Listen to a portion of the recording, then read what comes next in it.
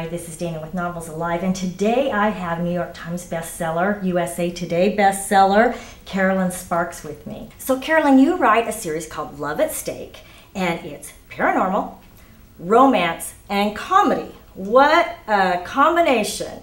And I would think that it's the comedy that really catapulted you up the bestseller list. What would you think about that? I guess so. People love to laugh, and it's very healing. It makes you feel good, and it's all about entertainment, really. And nothing entertains like a good laugh. Now, you've written historical before, and here you write this new series, and it's into stardom. Did you expect that? A lot of vampire writers have always loved vampires. I would have never, ever in my life believed I would become a vampire writer.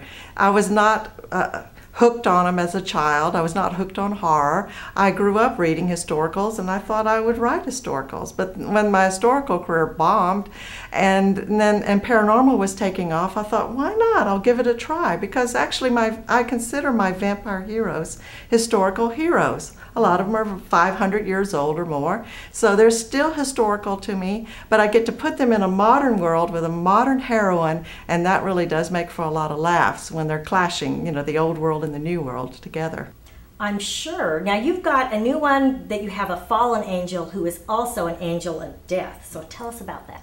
That's the latest book, book 10. It's Vampire Mine, and it stars Connor.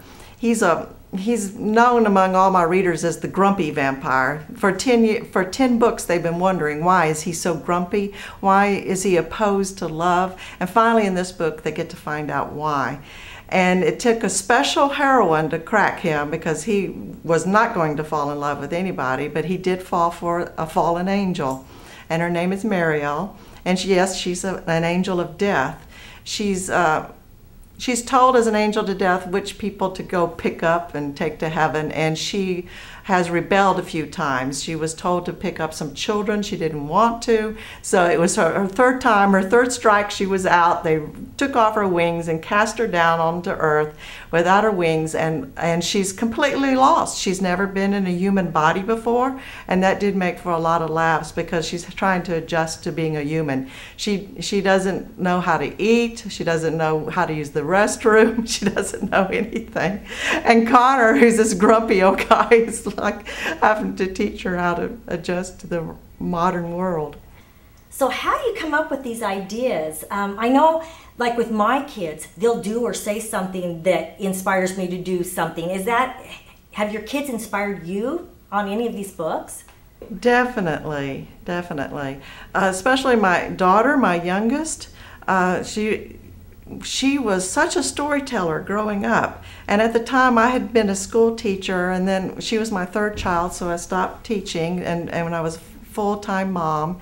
But she would go to preschool, and when they would have story time, instead of reading stories, the teachers would let my daughter tell everyone stories. And then they would tell me she was the most fantastic storyteller, and I had always wanted to be a writer, and it started to dawn on me, well, if she can really tell stories so well, maybe she inherited it, maybe I have some of this.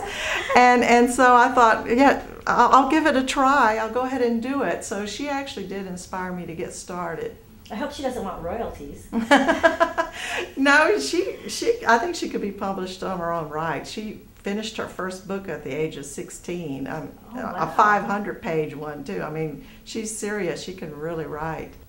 Now, didn't you just get some really fabulous news, something about the New York Times bestseller list? My editor just called, and Vampire Mine is debuted on the New York Times list at number 9. Woo! And number 22 on the USA Today. That's my lowest to date on the USA Today. And it's number 19 on the e-books, the new e-book list from New York Times. That has hardback and paperbacks together, but it's the ebook versions. So it's number 19 on there. So now I hear, so you're a big star now, and yet here you are, very, very humble. What do you have to say about that? I don't know what to say to that. Thank you. Thanks so much for joining us. It's been a real pleasure.